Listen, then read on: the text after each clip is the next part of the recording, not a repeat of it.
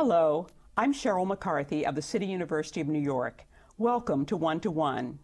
After what seemed to be an endless primary and election cycle, it all came down to November 4th, when we elected a new president. What does the vote say about America, about us, about looking past color, religion, or ideology? How accurate were the polls? Did they influence the way we vote? Here to discuss these questions and a lot more is Micheline Blum, Distinguished Lecturer and Director of Survey Research at Baruch College's School of Public Affairs, and a veteran of many a political campaign. Welcome. There. Mickey, it appears that the election polls were a lot more accurate this year than they had been in previous elections. Is that true? And if so, why do you think that is? Well, I think I'm very pro-polling, so I think that they've been accurate before. There were very many of them this year, and I think there were lots of doubters this year who sort of were questioning whether they would be all right. And they were correct. I think that polls get better and better because we know more about it and we get better at it. And I think there was great care taken to do them as well as possible. But there were a host of polls, and they're not all equal. Even the ones who got it right, some people got it right for the wrong reasons. One of the big questions was going into the election was whether there was going to be a Bradley effect. Yes. And there wasn't. There wasn't. First, there's the question of whether there ever was, whether, there, at least in the sense that there ever was the kind of effect where people lied to pollsters because they were hiding a certain racist view, and when they went into the, into the secrecy of a polling booth, they were able to vote for the white candidate instead of the black candidate after telling pollsters that they were voting for the black candidate. I'm not sure that I believe that was probably ever true. I think that there may at times in the past have been people who chose not to speak to pollsters if they had, an opinion that they weren't very comfortable talking about. That's possible. But whether or not that ever happened in the past, there was no evidence of it in the primaries, and there was certainly no evidence of it in this general election. Has the analysis, the analysis of who voted how and why is continuing to come out in the days after the election. Has anything in the analysis so far revealed something that you found surprising? Well, I think the thing that was sort of overwhelming and surprising, perhaps, is that Barack Obama won more of the vote of every single demographic group than had been true of John Kerry. And while we might have expected that that was going to be true of the young and of the first-time voters and of Hispanics, I don't know that people thought it would be true of Jews, of Catholics, of the wealthy, of all sorts of groups where perhaps people wondered whether McCain might make any inroads. Not only did he not make inroads, but in fact, Barack Obama did better. Was there any group that McCain got more of than Obama? No. Did better? Really? There was no group more than where he did more than, he got more than Obama, yes, but where he got, and that's only, but not more than Bush had done. Okay. He got more than Obama among people over 65, among white voters, but again, not as much as George Bush had done, among rural voters, small towns, rural voters. But Obama won the suburbs. Obama won the cities. Obama won, and other than those over 65, he won every other age group. He won all races. All religions. What impact, if any, did race have on this election, do you think? Well, interestingly enough, the question was asked on the exit poll as to whether or not race was a factor in your vote. And while it was a factor to less than 20% of voters, of those who said it was a factor, more said that they voted for Obama, which because of his race. Because of his race. So it means that it was a factor in a positive way to more people than a negative factor, and that there were people who were voting for Obama, that it was a factor in their vote because they were pleased to be voting for the first African-American president.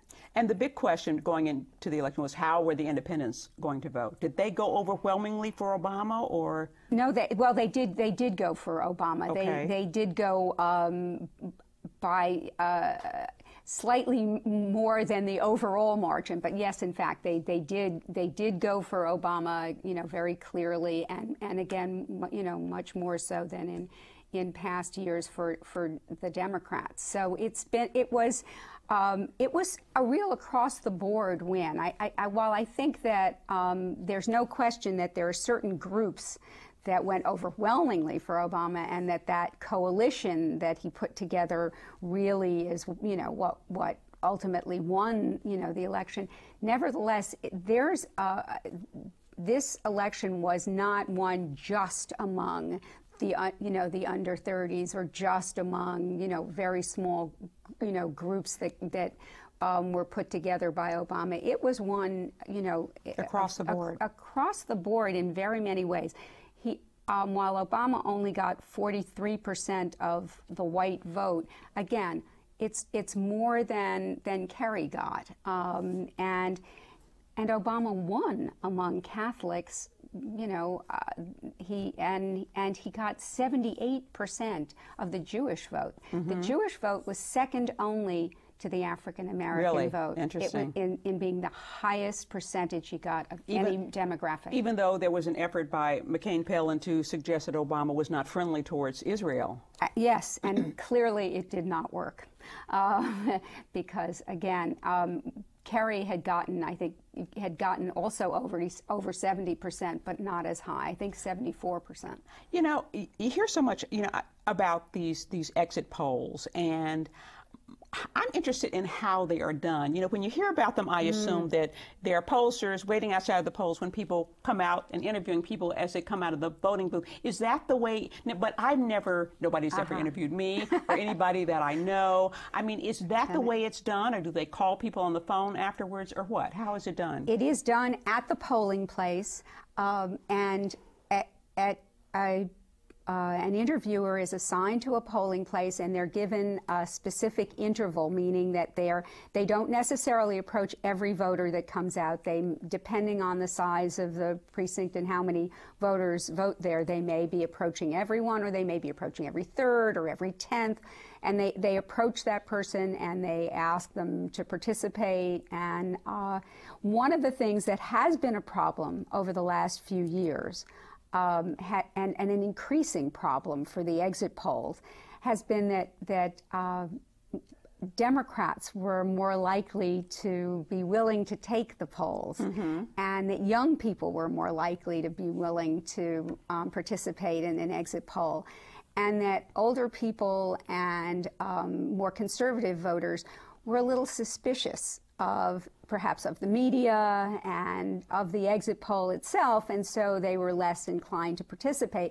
And that, of course, creates a bias in that poll. However, over time, the networks have learned to deal with that and to compensate for that and to look for that. And I think what we're getting in the exit polls is probably very accurate, and I think it's also it's a wonderful thing because it tells us the who and the why, and it's something we would never get otherwise. We would all just still be guessing as to why people voted the way they did. And this exactly a year ago, this month a year ago, everybody assumed, including the people who answered your poll, that the candidates, it was going to be Giuliani and Hillary Clinton. Yes. The New Yorkers, the battle of the two New Yorkers, neither of whom actually made it onto What happened?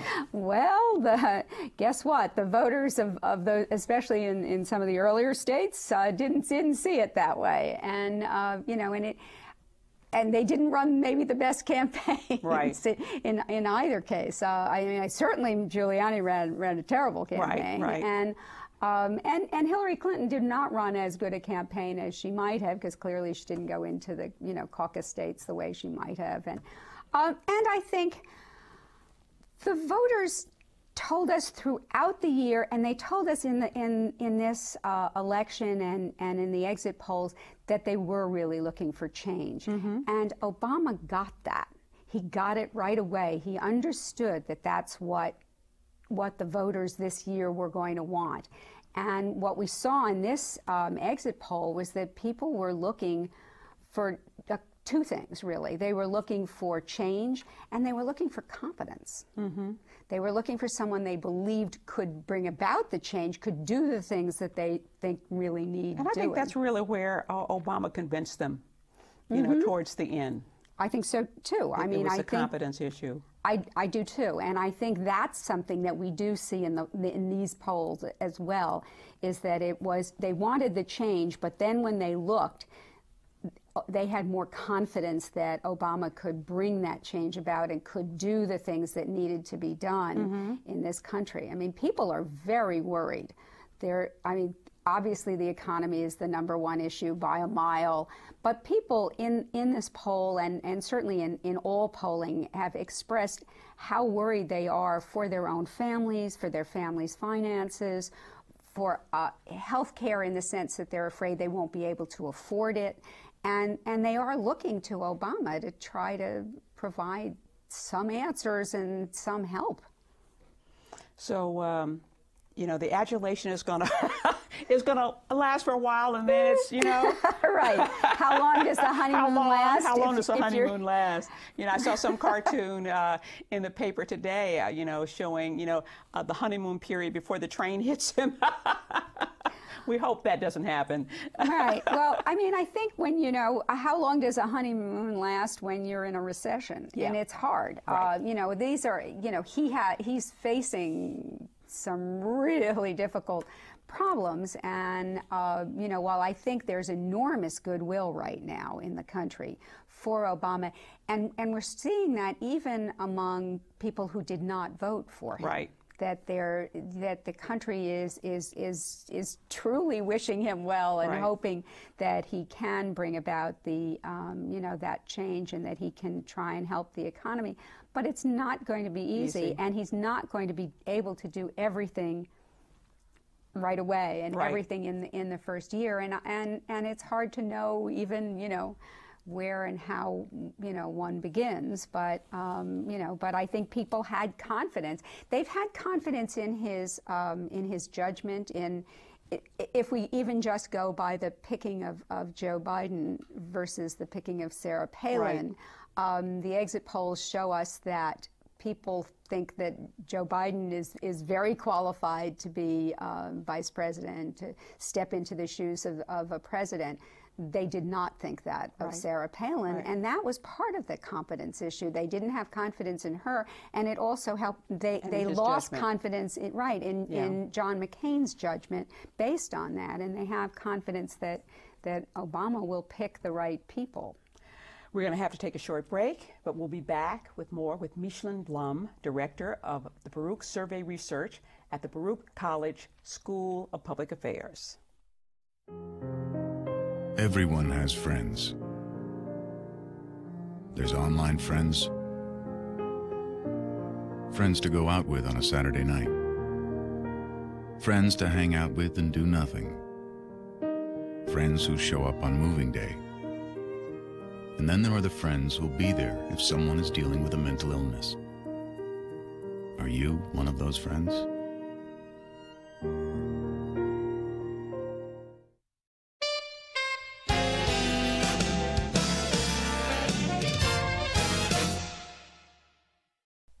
Welcome back to One to One. We're talking with Micheline Blum, Director of Survey Research at the Baruch College School of Public Affairs. Mickey, you do polling both through Baruch and through your own private firm. Right. How do the clients differ? And the kinds of subjects you do polling on and your, you know. Well, at Baruch, we do a lot more of the sort of public policy type of surveys. We've done a number for government agencies,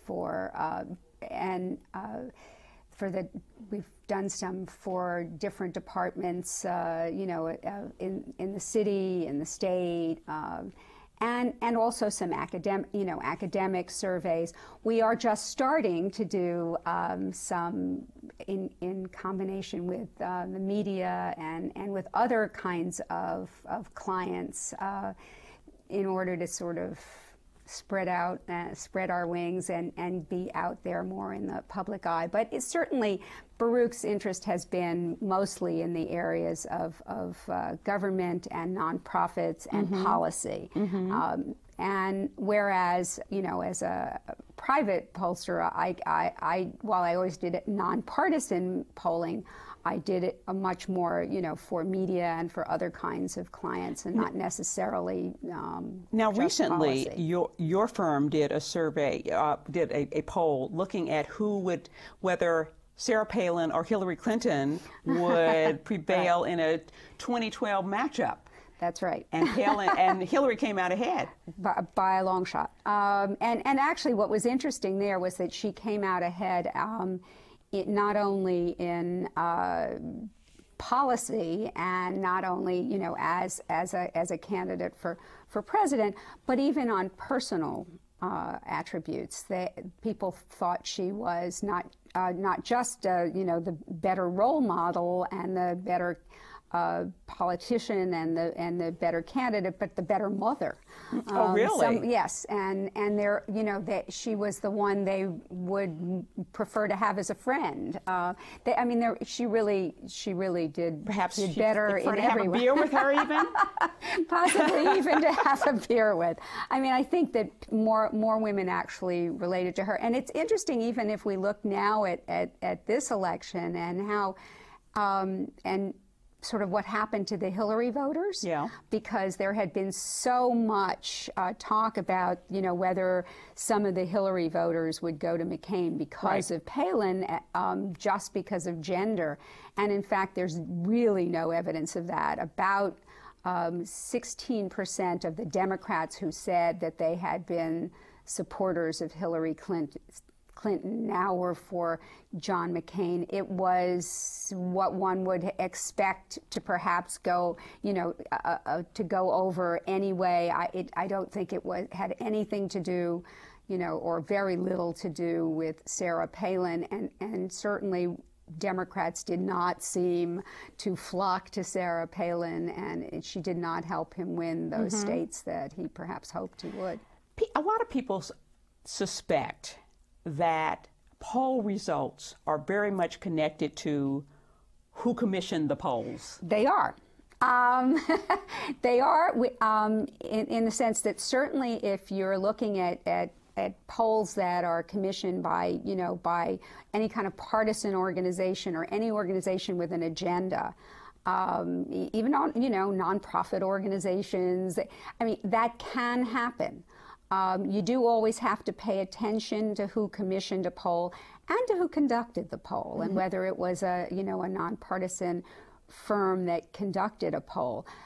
When you look at the media polling, this is not necessarily true. It's interesting that people sort of think that, you know, if it's a newspaper with which generally has a Democratic editorial page, a more liberal editorial page, or one with a more conservative editorial page, that it will affect their polling. It doesn't. They want to be correct. They want to get the right answer. It's not in their interest to get the wrong answer. And certainly the networks, media in general, really, you know, look foolish and worse than foolish if they got the wrong answer. So they don't want the spin. They want the real story, and they want to tell it like it is. And certainly, nonprofit nonpartisan polling firms, you know, your reputation is only as good as your results, and, it's validated. But so. Would you expect that, you know, when a poll is commissioned by a candidate, the poll is going to generally favor that candidate? Well, here's the thing. And if so, how does that happen? It may And it just may be that what they will tell you about it, what they will release, and what they will, what they release to the public may be a little bit shaded. Also, you can affect things by the way that you ask a question, by the order in which you ask questions. If we ask a question about the vote up front, before we ask about anything else, we'll get, pretty much the correct answer. If we started asking a whole lot of questions about issues and they were perhaps a little bit slanted in the way that they were asked, or even just bringing up a lot of issues, it might affect how somebody then would answer a question about the vote later on in that poll. So consequently, most media polls and nonpartisan polls will ask the questions about the vote right at the beginning of a poll, so nothing else could affect them. Shifting for a moment to New York City politics. Yes. Have there been any mayor, one big issue here has been, Mayor Bloomberg's overturning of the term limits. Have there been any mayoral polls that you know of since Bloomberg said he would seek a third term? Well, interestingly enough, Baruch did a term limits poll just as that was about to happen, and what we certainly saw, I haven't seen anything since it's been overturned, but we saw that people really like Bloomberg, but they really wanted the chance to vote on term limits. They really wanted it to be a referendum. They were not happy with the idea of having it decided by the council. And so it was very interesting. It was almost exactly the same number were upset by the idea of the council deciding on term limits as were pro Bloomberg. So at that point, at least, he had not been hurt by it. People still really liked him. They just didn't like the way this was being done. We haven't seen the matchups since. Any matchups that occurred before that we've done or that I've seen, anyone else do have always shown the mayor doing quite well against virtually any candidate. Interesting. Well, Giuliani was extremely popular, especially after 9/11. But then when he started talking about possibly extending his term, I think he was only talking about extending it for a few months, then there was this backlash, and against him, and I sort of wonder, do you have any sense that might rise up to affect Bloomberg when he does run? Well, it certainly, it's possible that it could, but at the moment we don't have any evidence that it has, and there's still, I guess, the sense that Mayor Bloomberg is seen as somebody who has run the city so well that unless there's, someone else that comes along that people have that level of confidence in, that he has a good shot. Then he still is certainly the favorite. Between his approval ratings and the amount of money that he will have to spend on a campaign, at this point he still has to be seen as the favorite, even having overturned term limits. But it certainly has provided the opposition with an issue. Right. Back to the national scene, I have been hearing and reading so much discussion lately, so many people talking about how Sarah Palin was the reason John McCain lost the election. Seems to me a bit unfair. I'm sure she was a portion of it, but to blame it almost entirely on her, which I hear over and over again. How do you feel about that? I don't think you can blame it entirely on her, and I think, again, when we look at the polling, we see that she was a factor, but she was just one factor. She wasn't the most important factor to most voters, and I don't know that it was just Sarah Palin. And again, part of what hurt John McCain in Sarah Palin was that it hurt people's view of John McCain and of his judgment of who he picked, and also even of the process that he picked somebody that he didn't know well, and that was not, you know, something that helped him. And so it was more a question of how the, you know, of judging McCain, because between that and seeming erratic on the economy and on the bailout, and I think people found him to be the riskier candidate. He had tried to show Obama as the risky candidate and see himself as sort of the person who's been tested and who's, you know, who people know. And in fact, I think people saw it the opposite way. We've got about 1 minute left, in which I'm going to ask you to answer the question: do you think this election has reconfigured the political landscape? Well, I think it may have, because first-time voters and young voters voted so overwhelmingly for Obama that that does not bode well for the Republican Party. They now have to win them away, and people tend to, at least for a while, stay with the party that they started out with. Mm-hmm. That means something, that first-time vote.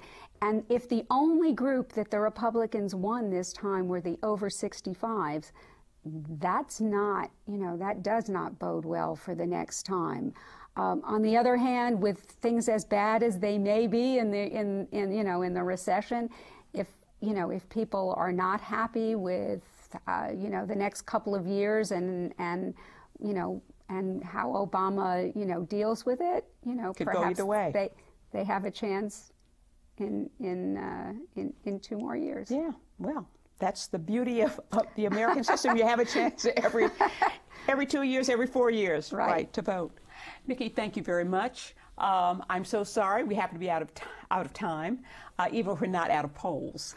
But I thank you, Micheline Blum, Director of Survey Research at the Baruch College School of Public Affairs, for joining me today. For the City University of New York and 1 to 1, I'm Sheryl McCarthy.